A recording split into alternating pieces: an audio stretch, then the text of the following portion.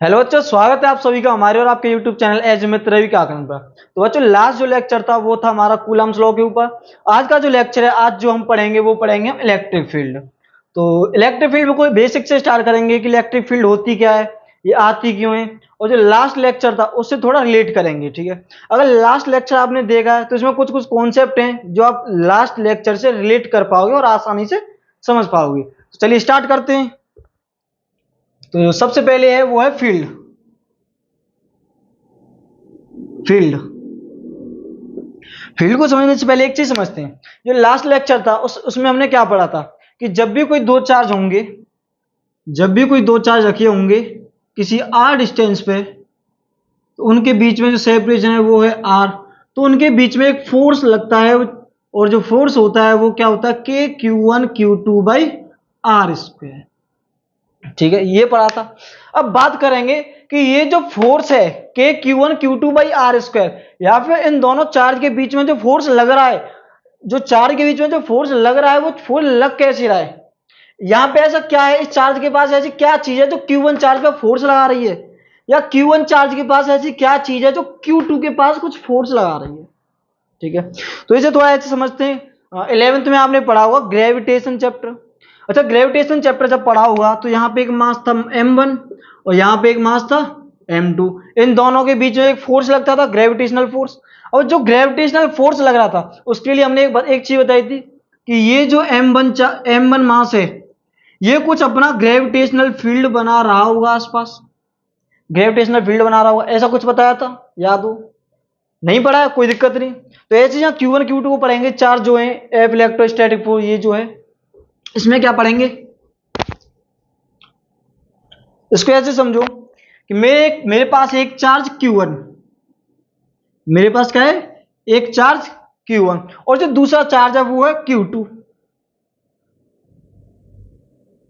अब ऐसा नहीं होगा कि इन दोनों चार्ज के बीच में जो फोर्स है वो डायरेक्ट, मतलब इन दोनों के बीच में डायरेक्ट इंटरेक्शन नहीं हुआ। अच्छा, ये जो प्रोसेस है वो प्रोसेस क्या है, ये जो फर्स्ट स्टेप है इस प्रोसेस की वो है जो Q1 चार्ज है, जो ये चार्ज Q1 है, ये क्या करेगा, इसमें से कुछ कुछ चीज निकलेगी। ठीक है, मतलब Q1 चार्ज कुछ रिलीज करेगा या फिर Q1 चार्ज में से कुछ कुछ निकलेगा, और जो कुछ कुछ निकलेगा वो Q2 चार्ज पे कुछ फोर्स लगाएगा। दोबारा समझो, जो Q1 चार्ज है उसमें से कुछ कुछ निकलेगा, और जो कुछ कुछ निकलेगा वो Q2 चार्ज पे फोर्स लगाएगा। और वो फोर्स जो है वो रिपल्सन फोर्स हो सकता है, मतलब जो इंट्रैक्शन फोर्स है इन दोनों के बीच में वो रिपल्सन फोर्स हो सकता है, या फिर अट्रैक्शन फोर्स हो सकता है। अब वो क्या, अट्रैक्शन कब हुआ, रिपल्सन कब होगा, वो थोड़ा बाद में पढ़ेंगे। तो ये समझ में आया कि जो चार्ज के बीच में जो फोर्स लग रहा है वो लग कैसे रहा है। ठीक है, अब जो कुछ कुछ निकल रहा है चार्ज के अंदर से, जो कुछ कुछ जा रहा है दूसरे चार्ज पर जो फोर्स लगाने को, वो क्या है, वही इलेक्ट्रिक फील्ड होती है। और समझ में आया इलेक्ट्रिक फील्ड क्या है। इलेक्ट्रिक फील्ड वो कुछ कुछ है जो Q1 चार्ज में से निकल रही है, यानी जो Q1 चार्ज है वो प्रोड्यूस कर रहा है, जिसकी वजह से Q2 चार्ज पे कुछ फोर्स फील हो रहा है। समझ में आया? तो सबसे पहले हम पढ़ेंगे फील्ड क्या होती है। फील्ड क्या होती है, ये जैसे ये एक चार्ज रखा था Q1, ये एक चार्ज था Q1, और जो Q1 चार्ज है इसमें से कुछ कुछ निकल रहा है, और जो कुछ कुछ निकल रहा है वो कितने एरिया के अंदर है, कितने एरिया के अंदर है या कितने फील्ड में है, वही है इसका फील्ड। तो फील्ड क्या है, इलेक्ट्रिक फील्ड क्या है, it is a 3D space around a charge in which it can exert force. लिखो, फील्ड क्या है, it is a 3D space, it is a 3D space, it is a 3D space around a charge, around a charge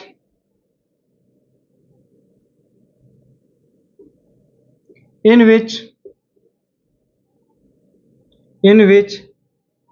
it can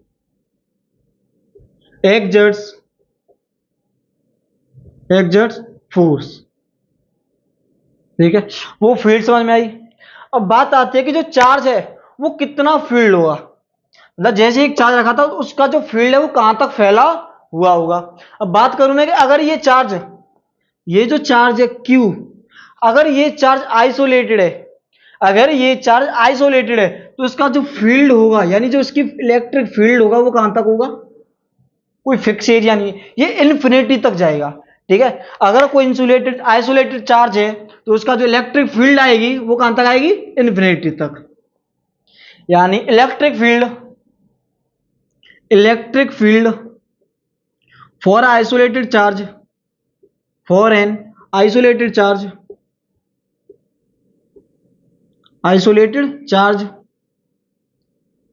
extends to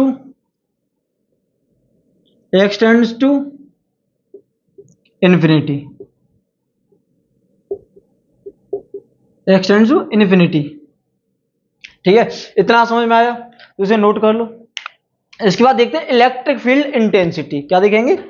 electric field intensity, कि जो electric field intensity है वो क्या होती है। ठीक है, तो नेक्स्ट लाइन डालो, electric field intensity, electric field intensity. ठीक है, इसे डिनोट करते हैं हम वो ई से डिनोट कर देते हैं, यानी इलेक्ट्रिक फील्ड की तरह, या फिर आई से डिनोट कर देते हैं। ठीक है, अब इलेक्ट्रिक फील्ड इंटेंसिटी क्या है? अभी क्या पढ़ा था, एक चार्ज में से कुछ कुछ निकलेगा जो Q2 चार्ज पे कुछ फोर्स लगाएगा, और जो कुछ कुछ निकल रहा था वो क्या था? Electric field. और ये क्या है? ये फोर्स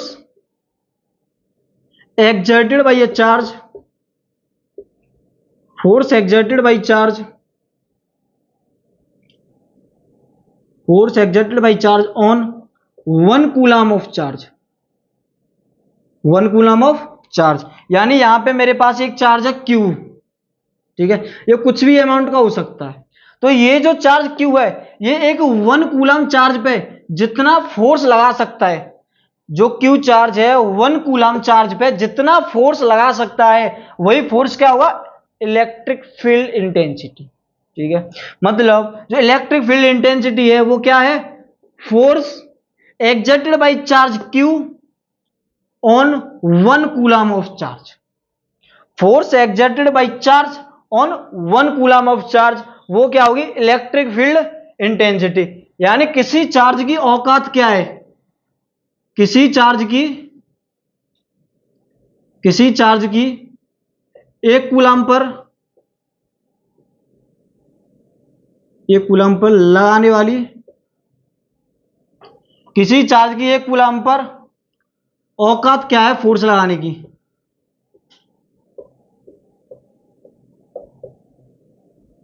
औकात क्या है फोर्स लगाने की? ठीक है, ये क्या हमारी, यही होती है हमारी इलेक्ट्रिक फील्ड इंटेंसिटी। तो जरा इसे नोट करो, नोट हो गया। नेक्स्ट देखो,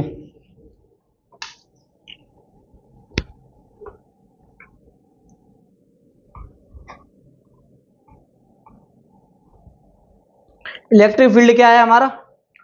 इलेक्ट्रिक फील्ड आया है force experienced per unit charge, यानी force exerted per unit charge. ये है इलेक्ट्रिक फील्ड, क्या है? फोर्स पर यूनिट चार्ज।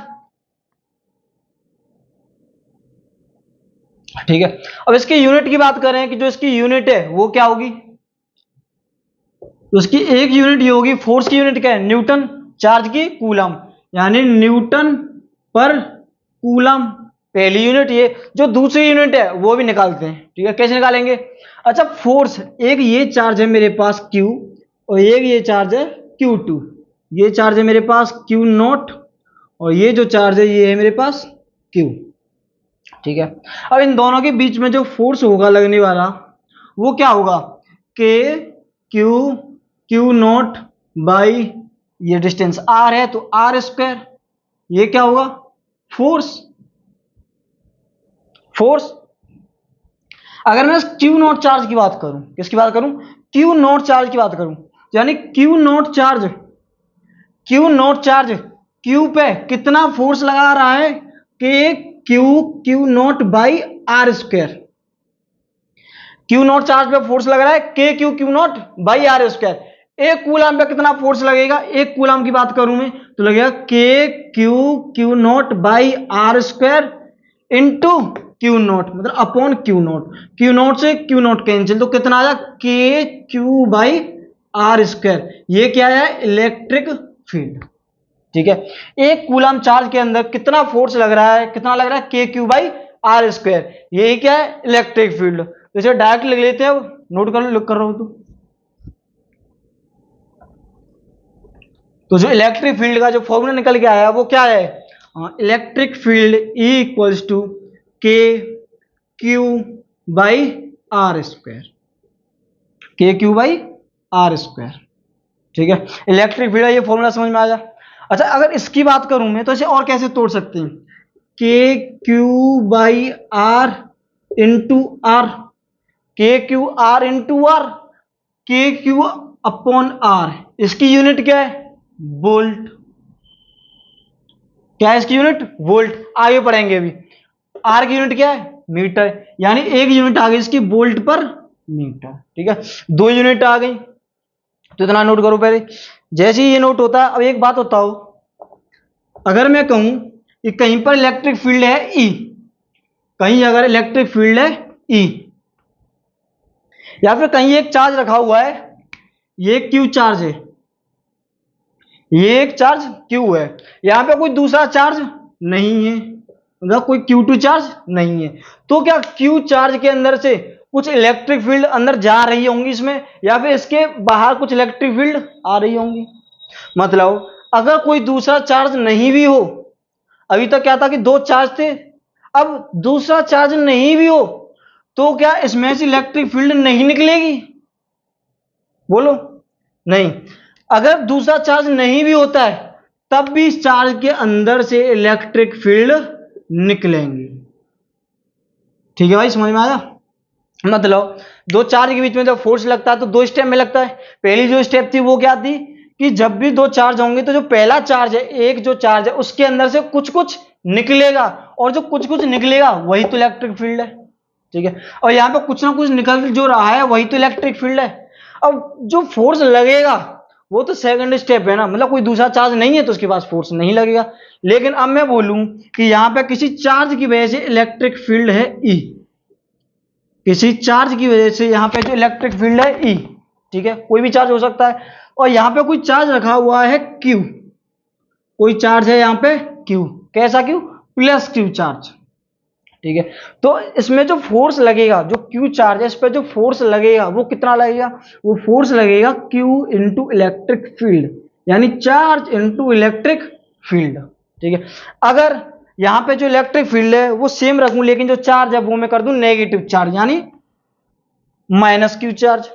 अगर चार्ज माइनस क्यू हो, यहां पे इलेक्ट्रिक फील्ड ऐसे जा रही है, इलेक्ट्रिक फील्ड ऐसे, और जो यहां पे रखा हुआ चार्ज है वो है माइनस क्यू, चार्ज कैसा है, माइनस क्यू। तो इस चार्ज माइनस क्यू पे जो फोर्स लगेगा वो अगर देखें तो माइनस क्यू इंटू ई लग रहा है, माइनस क्यू इंटू ई लग रहा है। इसका मतलब क्या है माइनस का, मतलब अगर पॉजिटिव चार्ज है, अगर चार्ज पॉजिटिव है तो जिस डायरेक्शन में इलेक्ट्रिक फील्ड होगी, जिस डायरेक्शन में इलेक्ट्रिक फील्ड होगी उसी डायरेक्शन में फोर्स लगेगा, यानी फोर्स जो होगा इसी डायरेक्शन में लगेगा। अगर चार्ज नेगेटिव होता है, चार्ज नेगेटिव हो तो उस पर जो लगने वाला फोर्स है वो क्या होगा, इलेक्ट्रिक फील्ड की डायरेक्शन ये है, इस डायरेक्शन में इलेक्ट्रिक फील्ड है, तो जो फोर्स लगेगा उस चार्ज पे वो उसके अपोजिट डायरेक्शन में लगेगा। ठीक है, नोट करो। अब बात आती है कि हम ये तो जान गए कि जो फोर्स लगेगा वो किस डायरेक्शन में लगेगा, और जो इलेक्ट्रिक फील्ड है वो किसी चार्ज पे फोर्स कैसे लगाएगी। अब बात आती है कि मैं बोलूं कि जो चार्ज है उस पर इलेक्ट्रिक फील्ड लग रही है, तो ये बताओ इलेक्ट्रिक फील्ड को हम दिखाएंगे कैसे। मतलब मैं कह दूं इलेक्ट्रिक फील्ड इधर है इस डायरेक्शन में, तो इलेक्ट्रिक फील्ड को हम रिप्रेजेंट कैसे करते हैं, तो इसे रिप्रेजेंट करने के लिए हम पढ़ेंगे इलेक्ट्रिक फील्ड लाइंस, यानी इलेक्ट्रिक फील्ड को रिप्रेजेंट करने के लिए कुछ लाइन यूज करते हैं हम, इमेजिनरी लाइंस। जो इमेजिनरी लाइंस हैं उन्हीं को बोलते हैं इलेक्ट्रिक फील्ड लाइंस। तो नेक्स्ट हेडिंग डाल दो electric field lines, electric field lines. तो इलेक्ट्रिक फील्ड लाइंस क्या है, ये कुछ ऐसी इमेजिनरी लाइंस हैं जो कि इलेक्ट्रिक फील्ड की जो डायरेक्शन है उसे रिप्रेजेंट करने के काम आती है। यानी electric field lines are the imaginary lines, electric field lines are imaginary lines, imaginary lines which are used to which are used to which are used to represent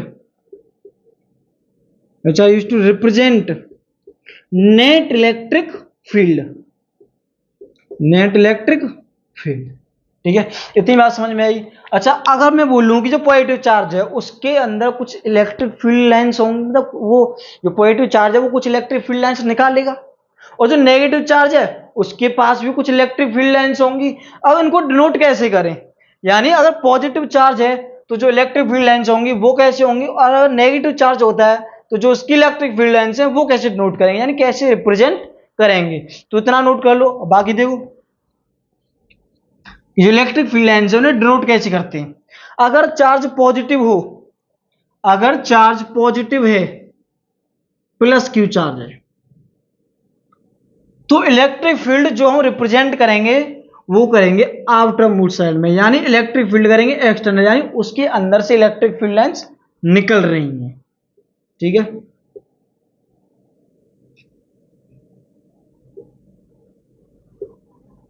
मतलब पॉजिटिव चार्ज के अंदर हम ऐसे नोट करेंगे कि जैसे कि electric field इसके अंदर से निकल रही है। और यहीं अगर नेगेटिव चार्ज होता, क्या अगर यहीं पे नेगेटिव चार्ज होता, जैसे ये एक नेगेटिव चार्ज है, अगर मुझे इसकी इलेक्ट्रिक फील्ड नोट कर दी है, इलेक्ट्रिक फील्ड लाइंस, तो मैं कैसे करूंगा, जैसे इसके अंदर इलेक्ट्रिक फील्ड लाइंस जा रही हैं। ठीक है,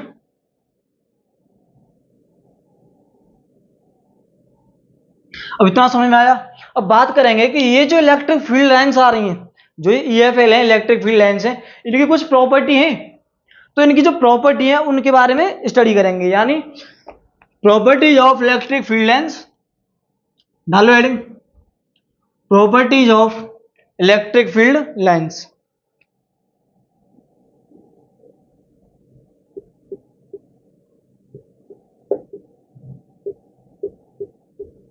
इलेक्ट्रिक फील्ड लाइंस, सबसे पहली प्रॉपर्टी, अगर मैं बात करूं कि ये जो इलेक्ट्रिक फील्ड लाइन है वो ओरिजिनेट कहां से हो रही है, यानी इलेक्ट्रिक फील्ड लाइंस कहां से निकल रही हैं, तो क्या देखा था अभी कि पॉजिटिव चार्ज के अंदर से इलेक्ट्रिक फील्ड निकल रही थी बाहर की तरफ। ठीक है, और ये खत्म कहां हो रही है, ये खत्म हो रही है नेगेटिव चार्ज पे, यानी नेगेटिव चार्ज में अंदर जा रही है। समझ में आया?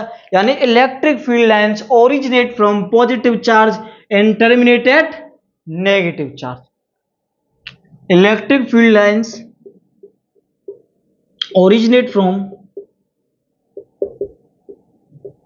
originate from positive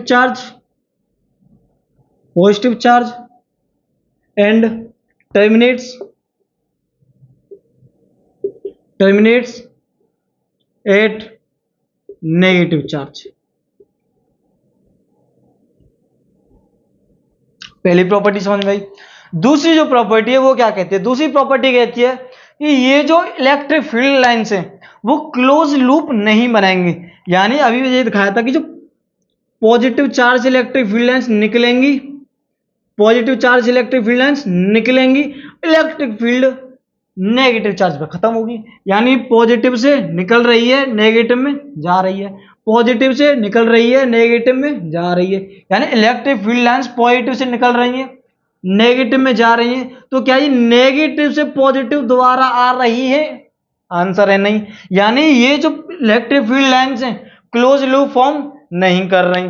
क्यों? और जो इसका जो रीजन है वो क्या है, क्योंकि ये जो इलेक्ट्रिक फील्ड लाइंस है वो कंजर्वेटिव इन नेचर होती हैं, यानी दे डू नॉट फॉर्म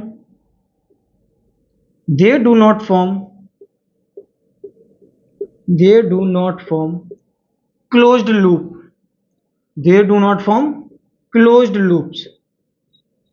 अब कोई रीजन पूछे, इसका रीजन क्या है, तो इसका जो रीजन है ये है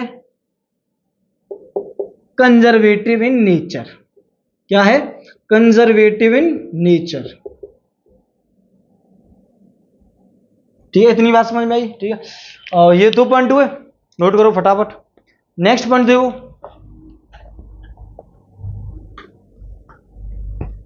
नेक्स्ट पॉइंट क्या कहता है कि जो जितना बड़ा मैग्नीट्यूड होगा किसी चार्ज का, जो मैग्नीट्यूड है वो जितना ज्यादा होगा उसमें से इलेक्ट्रिक फील्ड लाइंस उतनी ही ज्यादा निकलेंगी। यानी जितना ज्यादा मैग्नीट्यूड किसी चार्ज का, उसकी इतनी ही नंबर ऑफ फील्ड लाइंस ज्यादा होंगी। यानी magnitude of a charge is directly proportional to the number of field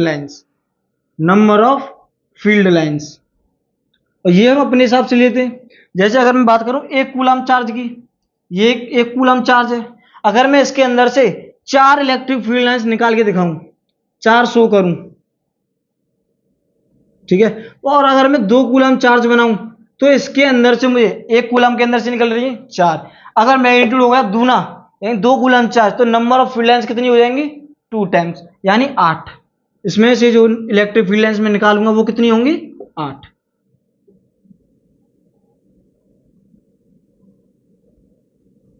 ये बात समझ में आई, ठीक है। और नेक्स्ट जो प्रॉपर्टी है वो क्या कहती है, कहीं पे अगर इलेक्ट्रिक फील्ड लाइंस हैं और अगर हमें बात करें इंटेंसिटी की, तो इंटेंसिटी जहां पे ज्यादा स्पेस वहां पे इंटेंसिटी कम। यानी ये देखो fourth point, intensity is inversely proportional to the spacing between lines. यानी ये कर्व दिया मुझे, ठीक है, ये एक पॉइंट है ए पॉइंट और ये एक पॉइंट है बी पॉइंट, इसमें से इलेक्ट्रिक फील्ड लाइंस जा रही हैं। अच्छा अगर मैं बात करूं मैं इंटेंसिटी की, यानी किस पॉइंट पे जो इलेक्ट्रिक फील्ड की इंटेंसिटी है वो ज्यादा है, यानी electric field intensity at a and electric field intensity at b. तो ये बताओ इलेक्ट्रिक फील्ड की जो इंटेंसिटी है वो ए पॉइंट पे ज्यादा हुई है बी पॉइंट पे। अगर ए पॉइंट की बात करूं, यहाँ पे 10 इलेक्ट्रिक फील्ड लाइन है, अगर चलो 4 निकालता हूं मैं, तो 4 इलेक्ट्रिक फील्ड लाइन कैसे होंगी, ऐसे जा रही होंगी। और ये इतनी ही इलेक्ट्रिक फील्ड लाइन अगर मैं यहां से निकालूं तो मुझे इनके बीच का जो स्पेस है वो कम करना पड़ेगा। यानी जहां पे जो स्पेस कम है वहां पे इंटेंसिटी ज्यादा, इंटेंसिटी कहां ज्यादा है, बी, यानी इलेक्ट्रिक फील्ड इंटेंसिटी बी पे ज्यादा है ए से। ये पॉइंट समझ में आया। नेक्स्ट जो पॉइंट है वो क्या कहता है,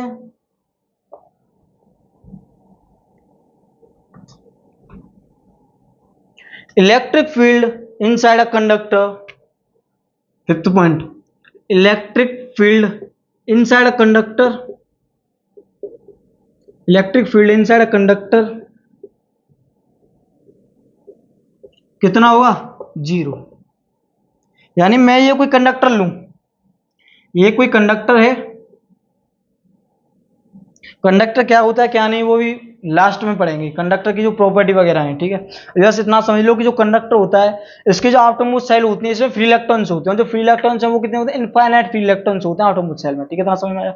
यहाँ पे कोई इलेक्ट्रिक फील्ड है, इलेक्ट्रिक फील्ड की जो डायरेक्शन है, तो यहाँ पे कुछ चार्ज आएगा minus minus minus minus minus minus, इधर positive positive positive positive positive, ठीक है।